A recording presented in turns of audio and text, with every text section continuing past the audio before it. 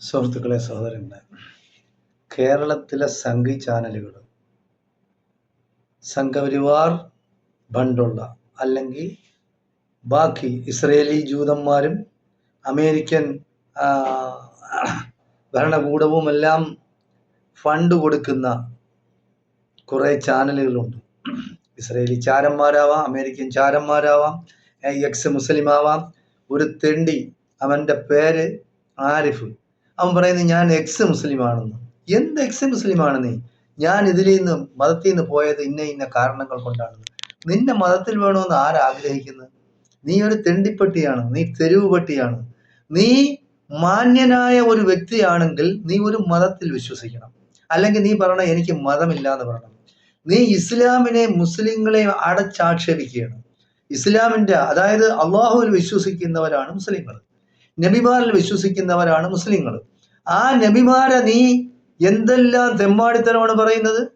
ലോകത്ത് നിന്റെ അവനവൻ ഇഷ്ടമുള്ള മതത്തിൽ വിശ്വസിക്കാം, അത് പ്രചരിപ്പിക്കാം, പക്ഷേ മതങ്ങളെ ആക്ഷേപിക്കരുത്. അത് നമ്മുടെ ഭരണഘടന വിരുദ്ധമാണ്. നീ ചെയ്യുന്ന ക്രിമിനൽ കുറ്റമാണ്. ഇപ്പൊ ഇന്ത്യയിൽ ഭരണവർഗം ഈ സംഘികളും സംഘപരിവാർ ശക്തികളും ആയതുകൊണ്ടാണ് നിനക്ക് ഇത്രയും ഹുങ്ക്. അല്ലെങ്കിൽ നിന്നെ എന്നേ പിടിച്ച് ജയിലിലാക്കുമായിരുന്നു, അല്ലെങ്കിൽ നിന്നെ ജനങ്ങൾ തല്ലി കൈയും കാലും ഒടിക്കുമായിരുന്നു. അത് നിനക്ക് ഇനി നീ സൂക്ഷിച്ചോ, നിന്റെ കൈയും കാലും ആരെങ്കിലും തല്ലി ഒടിക്കും എന്നുള്ള ഉറപ്പാണ്. നീ പറയുന്നതിന് ഒരു പരിധിയുണ്ട്. നീ എല്ലാ ജാതിക്കാരെയും അങ്ങനെയാണെങ്കിൽ എല്ലാ മതങ്ങളെ ആക്ഷേപിക്കണം. നീ ആക്ഷേപിക്കുന്നില്ല.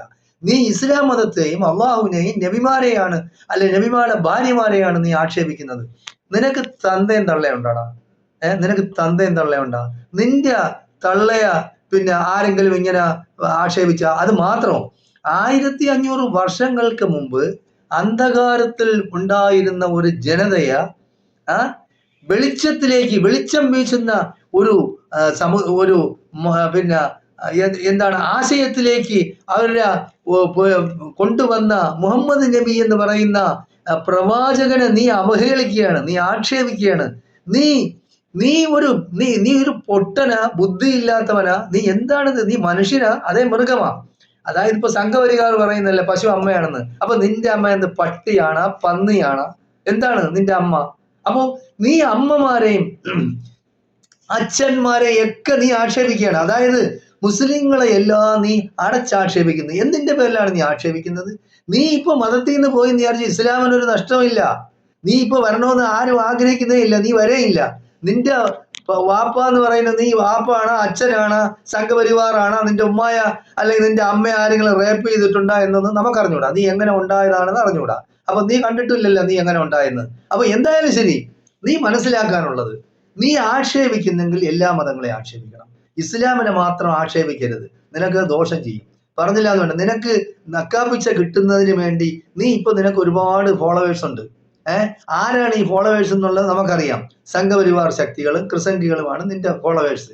പിന്നെ നീ ഫലസ്തീനെ ഒരുപാട് കുറ്റം പറയുന്നുണ്ട്. എടാ, നീ മനസ്സിലാക്കാനുള്ളത്, നീ ബുദ്ധിയില്ലാത്ത മണ്ട ശിരോമണിയല്ലേ? നീ മനസ്സിലാക്കാണ് എന്താണ് യഹൂദ രാഷ്ട്രം എന്നും പറഞ്ഞ് ഉണ്ടാക്കിയത്. 48-ലാണ്. 47 അതുവരെ ഫലസ്തീൻ അവിടെ ഉണ്ടായിരുന്നു.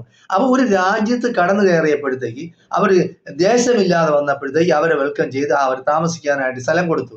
അതാണ് ഫലസ്തീൻകാർ ചെയ്ത തെറ്റ്. എന്നിട്ട് ആ രാജ്യത്തെ ആ രാജ്യം നിങ്ങൾ കീഴടക്കി.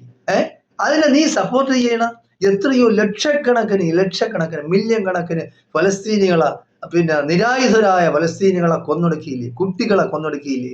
സ്ത്രീകളെ കൊന്നൊടുക്കിയില്ലേ? അവരെന്ത് പാപം ചെയ്തിട്ടാണ്?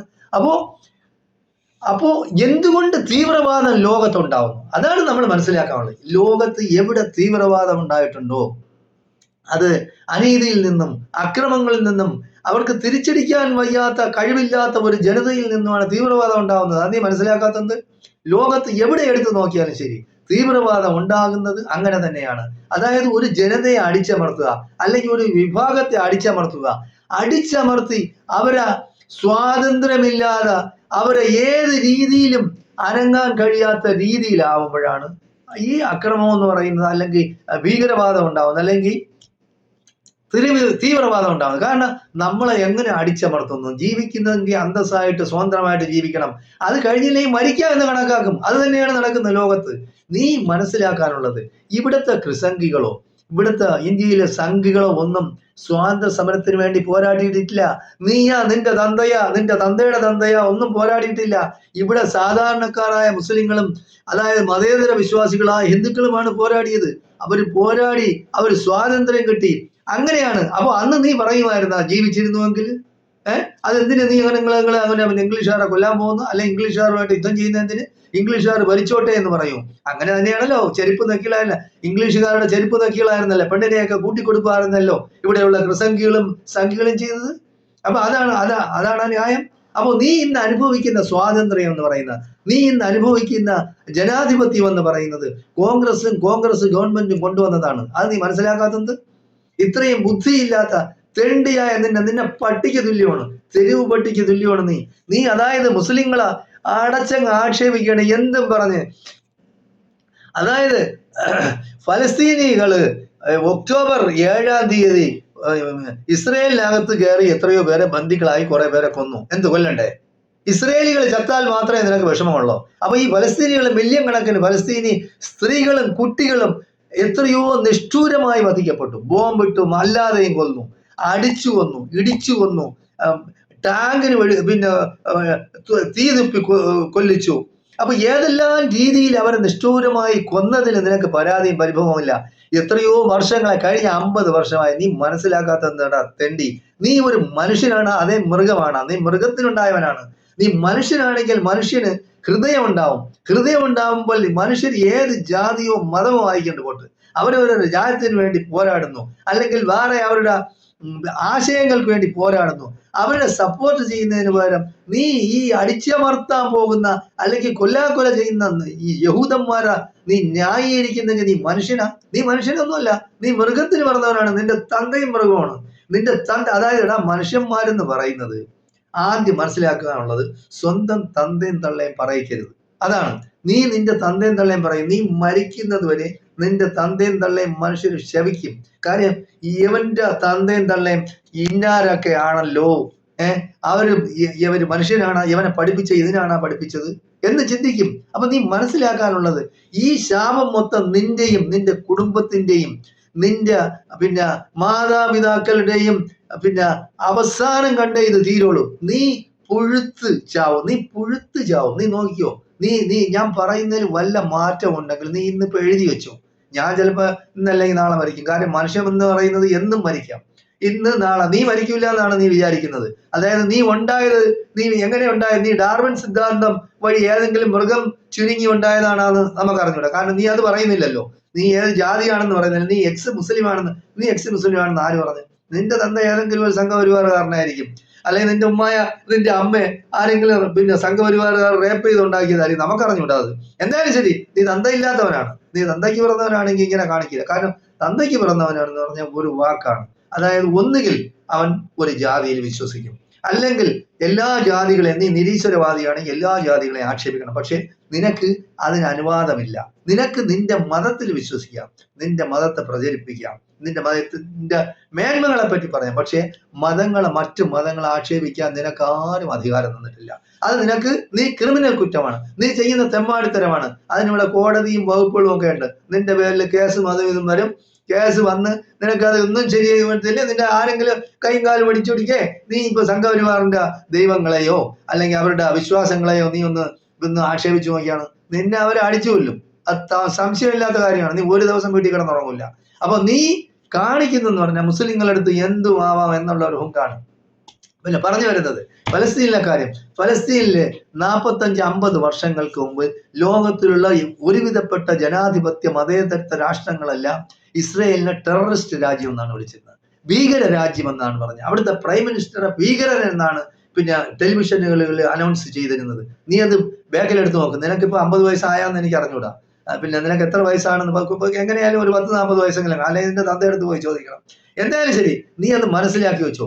ലോകത്തിലുള്ള മതേതര വിശ്വാസികളായ എല്ലാ രാഷ്ട്രങ്ങളിലെയും ചാനലുകൾ ഇസ്രയേലിന്, ഈ യഹൂദന്മാരെയും യഹൂദ രാജ്യത്തെയും അവിടുത്തെ ഭരണാധികാരിയെയും ടെററിസ്റ്റ് എന്നും പിന്നെ ഭീകര രാജ്യമെന്നുമാണ് പറഞ്ഞിരുന്നത്, ടെലിവിഷനിൽ അനൗൺസ് ചെയ്തിരുന്നത് അങ്ങനെയാണ്. പിന്നീട് അമേരിക്കയുമായിട്ട് ഒരു ഉടമ്പടി ബാക്കിയുള്ള രാജ്യങ്ങളൊക്കെ ഉണ്ടാക്കിയിട്ട് പല പ്രാവശ്യമായും അമേരിക്ക മുൻകൈയെടുത്ത് ഉടമ്പടികൾ ഉണ്ടാക്കിയിട്ടുണ്ട്. അമേരിക്ക എന്ന് പറയുന്ന അവന്മാരുടെ തന്നെ ക്രിസംഖ്യകളുടെ തന്നെ ആളാണല്ലോ. എന്തായാലും ശരി, അതെല്ലാം ലംഘിച്ചിട്ടുണ്ട്. UN എത്രയോ പ്രമേയങ്ങൾ പാസ്സാക്കിയിട്ടുണ്ട് ഇസ്രായേലിനെതിരായിട്ട്. അപ്പൊ നീ അതൊന്നും പറയുന്നില്ലല്ലോ. അപ്പൊ അതൊന്നും നീ പറഞ്ഞില്ല. ഹമാസിനെ ഇല്ലാതാക്കാൻ കഴിയില്ല. ഒരു പലസ്തീനിയെങ്കിലും ജീവിച്ചിരിക്കുകയാണെങ്കിൽ ഹമാസ് ഉണ്ടായിരിക്കും. കാരണം അത്രത്തോളം പ്രതികാരമുണ്ട് മനുഷ്യന്. എൻ്റെ രാജ്യത്ത് അല്ലെങ്കിൽ എൻ്റെ കുടുംബത്ത് ആരെങ്കിലും കയറി അക്രമം കാണിച്ചാൽ ഞാൻ അതിന് പകരം വീട്ടുന്നത് വരെ, മരിക്കുന്നവരെ ഞാൻ പകരം വീട്ടാനായി ശ്രമിച്ചുകൊണ്ടിരിക്കും. അതാണ് ഹമാസ് കാണിക്കുന്നത്. ഹമാസ് എന്ന് പറഞ്ഞ തീവ്രവാദം എന്തുകൊണ്ട് അവരിൽ ഉണ്ടായി, അത് നമ്മൾ മനസ്സിലാക്കാത്ത. അപ്പൊ അമേരിക്ക മുൻകൈ എടുത്ത് ഒരുപാട് പ്രാവശ്യം പല ഉടമ്പടികളും ഉണ്ടായിട്ടുണ്ട്. 2 രാഷ്ട്രം, ദുരാഷ്ട്രം. അതിന് ബാക്കിയുള്ള ലോകത്തിലുള്ള അറബി മുസ്ലിം രാജ്യങ്ങളൊക്കെ അംഗീകരിച്ചാണ് ഫലസ്തീൻ എന്നും ഇസ്രായേൽ എന്നും പറഞ്ഞ് 2 രാഷ്ട്രം ഉണ്ടാക്കാൻ. അതിന് ഇന്ന ബോർഡറുകളും പിന്നെ അവര് കൽപ്പിച്ചു കൂട്ടി, പിന്നെ അതെല്ലാം പ്ലാൻ ചെയ്തതാണ്. അത് അംഗീകരിക്കാത്തത് ആരാണ്? ഈ ഇസ്രായേൽ എന്ന് പറയുന്ന യഹൂദ രാഷ്ട്രമാണ് അംഗീകരിക്കാത്തത്. അത് അവരാണ് അംഗീകരിക്കുക. അപ്പൊ അവർ തീവ്രവാദികൾ എന്ന് പറയുന്നതും ഭീകരർ എന്ന് പറയുന്നതും അവരാണ്. അവർക്ക് എങ്ങനെയായിരുന്നാലും മുസ്ലിങ്ങളെ കൊല്ലുക, അതാണ് അവരുടെ അജണ്ട. അതിപ്പോ എല്ലാ സംഘപരിവാറിന്റെ അജണ്ട എന്താണ്? മുസ്ലിങ്ങളെ കൊല്ലുക, അല്ലെങ്കിൽ ക്രൈസ്തവരെ കൊല്ലുക, കമ്മ്യൂണിസ്റ്റുകാരെ കൊല്ലുക. അങ്ങനെയുള്ള അജണ്ടയും കൊണ്ട് നടക്കുന്ന, അവരെ സപ്പോർട്ട് ചെയ്യുന്ന നിന്നെ പോലുള്ള തെണ്ടി പരിശകൾ ഈ ലോകത്ത് ജീവിച്ചിരിക്കാൻ പോലും അർഹരല്ല. നിന്നെയൊക്കെ കഴുകുമരം കാത്തിരിക്കുന്നുണ്ട്. വേറൊരു ഗവൺമെന്റ് ഇന്ത്യയിൽ അധികാരത്തിൽ വന്നാൽ നീ അന്ന് തന്നെ അകത്താവും. അതിൽ സംശയമൊന്നും വേണ്ട. നിന്നെ അല്ലെങ്കിൽ ആരെങ്കിലും അടിച്ചു കൊല്ലും. നീ വൃത്തികെട്ട തെമ്മാടിത്തരം പറയുന്നതിനൊക്കെ ഒരു മര്യാദയുണ്ട്. നീ മനുഷ്യനായിട്ട് നടക്കും. മനുഷ്യനാണെങ്കിൽ അവന് ഹൃദയം ഉണ്ടാവുന്നെങ്കിൽ അവന്റെ മനസ്സിലും അവന്റെ ഹൃദയത്തിലും മനുഷ്യരോട്, സഹജീവികളോട് അനുകമ്പ ഉണ്ടാവും. നീ എങ്ങനെ മൃഗത്തിന് പറഞ്ഞ മനുഷ്യനല്ലേ? നീ മനുഷ്യനൊന്നുമല്ല, നീ മൃഗത്തിനുണ്ടായതാണ്. അതുകൊണ്ട് നീ സൂക്ഷിച്ചും കണ്ടും മുസ്ലിങ്ങളുടെ കളിക്കണമെന്നാണ് എനിക്ക് പറയാനുള്ളത്. എന്തായാലും ശരി, നീ ഈ യൂതന്മാർക്ക് വേണ്ടി ഓശാന പാടി നടക്കുന്ന നിന്റെ ഈ പ്രവൃത്തി ഉണ്ടല്ല, നീ മനുഷ്യവർഗത്തിൽപ്പെട്ടവനല്ല. അതായത് അവരുടെ രാജ്യത്തിന് വേണ്ടിയാണ് അവർ സമരം ചെയ്യുന്നത്. അവരുടെ രാജ്യത്തിന് വേണ്ടിയാണ് അവർ പോരാടുന്നത്. മരണം എല്ലാവനും ഇന്നല്ലെങ്കിൽ നാളെ ഉണ്ടാവും. നിനക്ക് മരണമില്ല, നീ മരിക്കൂല എന്ന് പറഞ്ഞ് നടക്കുകയാണ്. മരിക്കാൻ ആർക്കും പേടിയില്ലടാ തെണ്ടിപ്പട്ടി. നീ അത് മനസ്സിലാക്കണം. അതായത് കഴിയുന്നത്ര ഈ എൻ്റെ വീഡിയോ ആളുകൾ ഷെയർ ചെയ്യണം. അവനിത് കേൾക്കണം, അവനിത് കേട്ട് മനസ്സിലാക്കണം. അവൻ മൃഗമാണോ മനുഷ്യനാണെന്ന് അവൻ തന്നെ സ്വയം തീരുമാനിക്കട്ടെ. നീ ആക്ഷേപിക്കുന്നെങ്കിൽ എല്ലാ മതങ്ങളെയും ആക്ഷേപിക്കും. അല്ലെങ്കിൽ ഇസ്ലാമിനെയും മുസ്ലിങ്ങളെയും അള്ളാഹുവിനെയും നബിയെ നീ ആക്ഷേപിക്കുന്നതിന് ഒരു മര്യാദയുണ്ട്. ഞാൻ നിനക്ക് മുന്നറിയിപ്പ് പറയുകയാണ്. നീ വളരെ ശ്രദ്ധിച്ച് സൂക്ഷിച്ച് നീ ജീവിച്ചില്ലെങ്കിൽ നിന്റെ കാര്യം പോക്കേസാണ്. വേറൊരു ഗവൺമെന്റ് വരെയാണെങ്കിൽ നീ ജയിലറയിലായിരിക്കും. നീ വെളിച്ചം കാണൂല. അതെനിക്ക് നല്ല ഉറപ്പാണ്. അതിനുള്ള പണി ഞങ്ങൾ ചെയ്യുകയും ചെയ്യും. തൽക്കാലം ഈ വീഡിയോ ഇവിടെ കൊണ്ട് അവസാനിക്കുകയാണ്. വേറൊരു വീഡിയോ വരുന്നവരെ നിങ്ങൾക്കെല്ലാം നന്ദി, നമസ്കാരം.